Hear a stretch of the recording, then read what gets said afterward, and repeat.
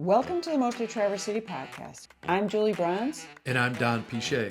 Each episode, we introduce you to the real treasure of TC, its people.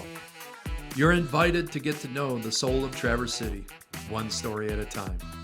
Enjoy the latest episode of the Mostly Traverse City podcast. Welcome to the Mostly Traverse City podcast. And I am here with my friend, Maurie Allen. I've known you for a long time now. You have. Maurie is the owner and captain of Captain's Quarters downtown, a fabulous men's store. But we're here to talk a little bit about what brought you up here. Oh. Now, when did you grow up here? No, I'm a Hoosier. Oh. I'm from Indiana. All right. I grew up in a little farming community called Markle, Indiana. Okay. Just a little south of Fort Wayne, Okay. but a town with a good sense of humor.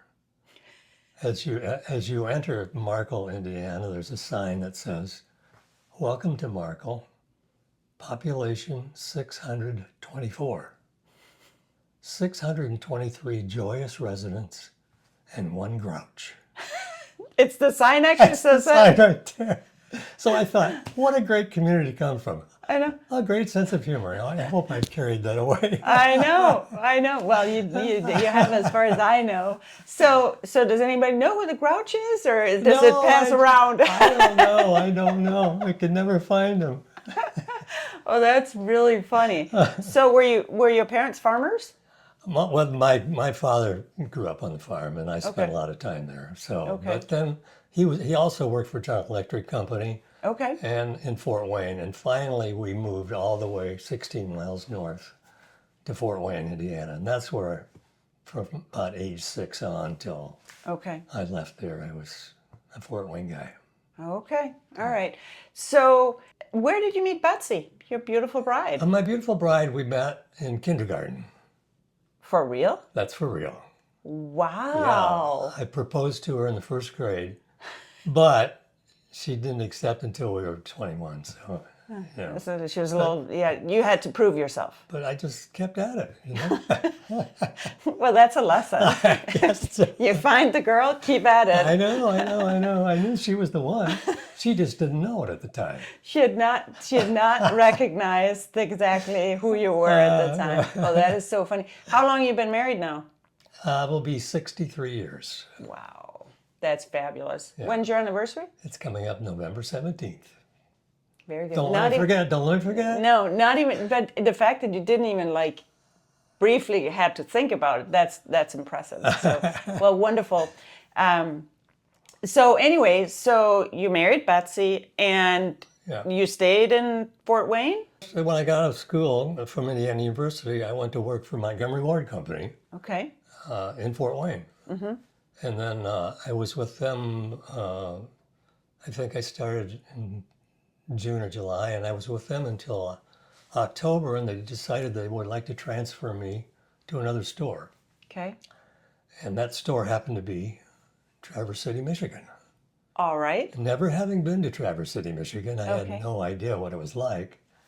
And at the time, Betsy was just waiting to deliver Lisa, our daughter, who was born on October 2nd. Mm-hmm. And they had informed us that on October 10th, I would be reporting to Traverse City, Michigan. Okay. So here's Betsy with a new baby and a Jason who was about a year and a half. And it was pretty devastating, to have that happen. And it was sort of unkind of my employer to do that to me, but they did wait until she was born, Right. so I could be there for the birth. Yeah. But then I had to leave. So that's how I got here. So October of 1964 is when I arrived, and then Betsy followed shortly after. Yeah, well, that would have been hard especially because both of your families were right there. Exactly, yeah. What did they think?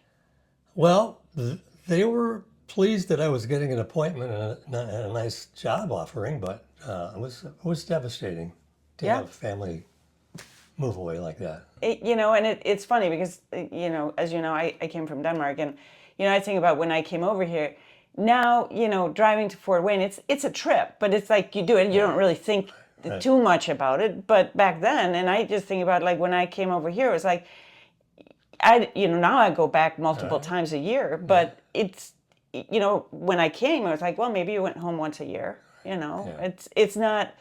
So that's a big thing, especially when you have a little family. That's for sure. Yeah. Wow. And then the really devastating part of that was, so I was with Montgomery Ward again for about 2 years.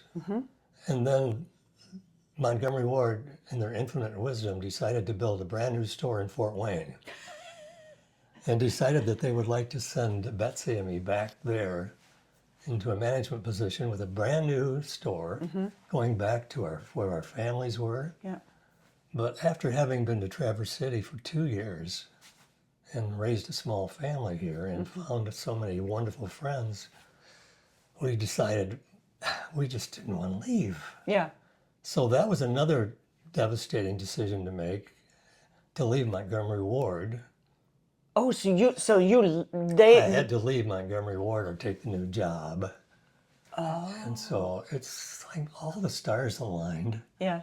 And there was a gentleman who had been had a little men's store, a little men's specialty store called Schaefer's Men's Shop, which is where Mama Lou's is now, just in that little space there. And he wanted to retire. And so all the stars aligned, and we'd made a decision that if there's an opportunity to stay in Traverse City, we're going to grab it. Yep. So we did. That's why we're still here.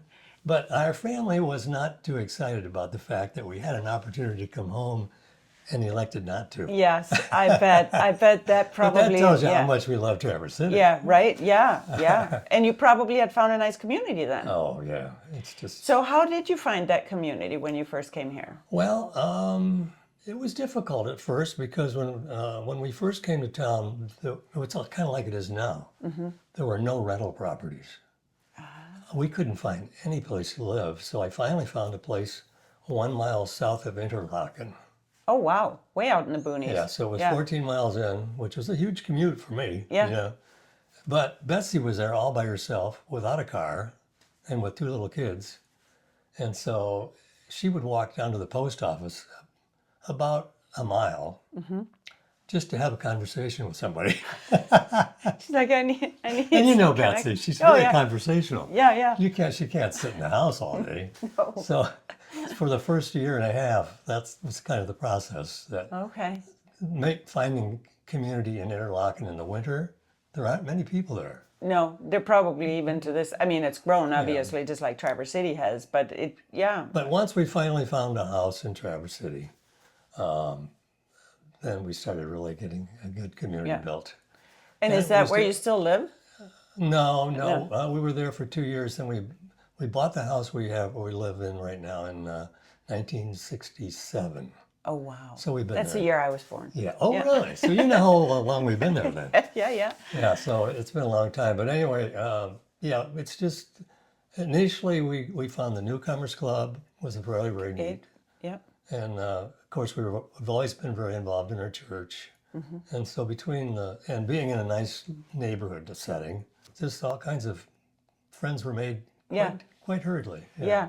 And when did you join Rotary? Because I know you're in are you still involved in Rotary? 1990. Oh, okay. Yeah, All right. So that came later. Yeah. Okay. Are you still involved? Oh yeah, I'm still in Rotary. Yeah. And that's another great family to be a part of. Yeah. Okay. All right. Yeah. So neighborhood, church, newcomers. I don't know if newcomers is still around, is it? I don't know. I bet it probably is. So you bought Schaefer's. And then you relocated it to the current location. Yes, where we're located right now, right next to us was a store called Diana Shop, which was a ladies' store, a chain, located in New Jersey. Okay. And all of a sudden, just kind of in the middle of the night, they decided they were going to close. And so we had just purchased a store and we had just purchased a home. And I thought, what are we going to do? I made an offer to them that they obviously couldn't refuse to purchase that building. Oh, so you purchased the whole building. That was in 1973, I believe it was. And fortunately, I mean, they said yes to the offer, and I thought it was a legitimate offer, but I didn't think he'd accept it. So now what do I do? Now you're like, oh no, now So I got to this come was, up with this the money. was back in the good old days when you could have good relationships. Well, I'm not that you still can, but to build a fresh new relationship with the bank Yeah, was hard to do. yeah, But the shake of the hand, and it was a roller coaster period in our yep, lives. yep. But it worked out. But it all worked out. It all So worked here we out. are. It all worked out. Coming up on 60 years, I guess. Right, we're doing right. something Yes, right. yes, you must be doing something right. So I know the store is such a huge, it's like, it's a community anchor. You know, it's been like, it's been there for so long. And I know so many people who work there. My oldest son Right, worked there. yeah. And We've had a who's who. yeah, of right. Pretty much everybody. employees. Yeah, you've had just about anybody that's anybody has worked there, and but he loved it. And actually, when he got married and moved with his wife down, she was at U of M Dental School. When they moved down there, you, through your connections, got him a job at Van Boven's. I Yes, think Van it's called. Boven's, Yeah, right, yeah. yep. Right. It was funny because he had applied, you know, Mm-hmm. and they were like just kind of not doing anything. And then I think maybe you called or Wayne Well, might have called or something. I Yeah. wrote a letter. Yeah. Because he was a wonderful employee. Well, thank you. So I was happy to, Yeah. you know, Yeah, and that have made the them consider difference. him. It made the difference because he had sent in an application and they did nothing, and then your letter came along and it was like, oh, okay, we'll hire him, and he loved it down there too. It was a Great. wonderful store, very similar, I think. yeah, in, it's a wonderful story. yeah, there's always going to be a need for a nice suit. I think so, and Yeah. you know, it's been good to us, and we try to be good to other people. Yeah. So, you know, Yeah, so you still work? I do. Yeah, Yeah, I work diligently Tuesday, Wednesday, Thursday, yeah, and then I take the rest of the week off. okay, So it's a nice balance. yeah, good, Work 3 days, off 4.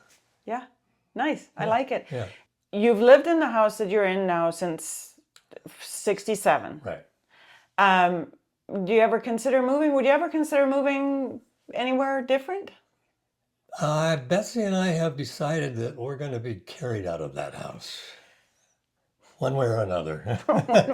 Screaming or laying very still? We love it there. We love Yeah. it. We love the neighborhood, and it's a much larger house than we need now because Yeah. everyone's gone. But Yeah, it's it is a it's- great it's- location. It's home, yeah, you know. yeah, and yeah. so And you just walk to work. a lot of times I do, but Yeah. more recently I've been driving. Okay. Yeah, I used to do either ride my bike or walk, Yeah. and I still do occasionally. Yeah. If you were to imagine that you were coming here today just for a visit, Mm-hmm. and you just had like a weekend or a week or something like that, what would you say is something that somebody can't miss if they came here for a visit for the first time? They've never been here before, and they have a weekend. Well, the first and foremost thing that I think they should not miss is a visit to the captain's quarters. Of course, that mean, yes. Well, and- they need to start there And to get once they their come in outfit. there, Yeah, then we can tell them where to go, you know. right. But there are so many wonderful places. I mean, it's hard to make a mistake in Traverse City. It is hard to make a It mistake. really is. Yeah. I mean, Sleeping Bear obviously always gets a recommendation, Yeah. you know, because it's so well known. But there's so many wonderful specialty stores in the downtown area, Mm-hmm. wonderful restaurants. You know, the churches are great. So we visited your church. Yeah. We love it. We love our church. So, Yeah. you know, and, Yeah, yeah. So people really can't go wrong. you know, it's just it's a paradise. The biggest problem is going to be picking what to do because the options are endless. It really is. Yeah. And sometimes when we live here, we don't take full advantage of it either. You know, Yeah. we kind of get caught up in our little routines, and there are so many things that even Betsy and I haven't experienced yet, but we're going to. Like what? Well, name one thing that you want to try that you haven't tried We'd yet. like to spend a little more time traveling. We haven't done a lot of travel. I know you've done a lot of it. Yeah. But we do have a little camper that we've had for many, many years. Oh, And we're going to try and make use of that a bit more. okay. So Okay. we love to camp. Yeah. And we want to spend a little more time in the Upper Peninsula. We haven't spent a lot of time up there. Yeah, it is beautiful up there. Yeah. But as I say, there's so many things that we missed already. We Yeah. just don't want to miss them anymore. No, and the part of the thing is when you live in an area like this, even though I love to travel, it is one of those things where there are so many things to do here that sometimes, it's hard to decide to leave to go do something different. Yeah. And I noticed too, even when we have discussions about travel, we keep coming back to the fact, well, it's summertime. We don't want to leave now. Nobody wants to And then travel. it comes in the winter, and it's too nasty to travel. And the older we get, I think the more set in our ways we are, Gee, we love it here. Maybe we'll just sit in the little recliner and enjoy each other. Well, it's wonderful to hear that, especially after 63 years of marriage, Oh, yeah. Now, I know you sing, and I know you just told me that you still. So what is the name of you sing in a... It's called the Cherry Capital Men's Chorus. Okay. And 1966 was a big year. That's where we started the store. And I also co-founded that little singing group. Okay. So we've been singing together for 60 years as well. Is it the same group of guys? Coming up in 60th year from them as well wow. as our anniversary. So we got a big annual show coming up next year, our 60th annual barbershop show. So I'm going to be involved in that. And where's the show going to be? It's going to be at the Opera House. Oh, wow. Yeah. Can new people join or no? Oh, yes. We're always Okay. looking for singers. Okay. Yeah. And when people come and join us to sing with us, they typically stay forever because it's such a wonderful family group. Yeah. And, if you're singing, it's hard to be unhappy. Right. It's a good thing. It's actually, being in the nerve system balancing business that I'm in, singing and humming is one of the things that actually calms your nerve system. Yeah. Now, there's certain music that will rev your nerve system and not do good things for it. I won't mention genres because some people might get very upset with me, probably because they listen to that and their system is, but singing does, harmony, just, it calms your system. I think that sounds wonderful. Yeah, so that's a community. So if you're a singer, that would be somewhere definitely. that people could join. We meet every Tuesday night at the Presbyterian Church, and everyone is welcome to join us. That's lovely. Yeah. What tone do you sing? Bass. Bass. Okay. All right. Yeah. Fun. Yeah. Now, what are some other things that you think if people were to move here and get involved? You mentioned church before. And then this, if you're a singer and you're a man. Is there other things that you're involved in that you think would be? Well, we have our wonderful neighborhood group. If you're in the Boardman neighborhood, which is 7 or 8 blocks square, and that's a large group there. And I know Central neighborhood is similar. Okay. Oak Park neighborhood. There are a lot of neighborhood groups that are very Active. family oriented. Okay. And it's a great way to get acquainted. Yeah. Chamber of Commerce always has welcoming groups, when you come to town to get acquainted with people. As I say, Rotary, always welcome there. Mm-hmm. So there's a ton of community groups. Lots of opportunities. Yeah. So that's really, what I love about this place. Yeah. Yeah. Lots of places to volunteer, lots of places to sure. engage in. Yeah. There's an interesting documentary, I mentioned it before on the podcast, but I was kind of hesitant to watch it, and then one night I was like, I'm going to just see what this is about. It's called Join or Die. And it's about the importance of being part of community groups because you meet people across all financial spheres and you meet people with all different belief systems and political beliefs, but you're there for this common thing, whether it's that you're all new in the community or it's you all like to sing or whatever it is, and it creates this unity that helps people recognize that really people are just people. Right. Exactly. We each have our own quirks and our own beliefs that I might think are silly, but or you might think mine are silly, but having that community portion is so important. And the pendulum kind of swings back and forth. And right now I think, moving back towards that recognition that being part of a group is important. I hope so. Yeah, because it really, that documentary, I can highly recommend it. It was very interesting. My last question to you, and I didn't really forewarn you until just before we started this, which wasn't really fair. But if you were to think, if somebody thinks about Maurie and they're like, wow, he is super good at this, this is your superpower. Or if you think about yourself, what would you say a superpower, something where they're like, this is where Maurie really shines, and this is what he's super good at? If I have to come up with one, I guess I do, right? Yeah. I think it may be the fact that I attract people to me. Mm-hmm. And hopefully that's a good thing for them. Yes.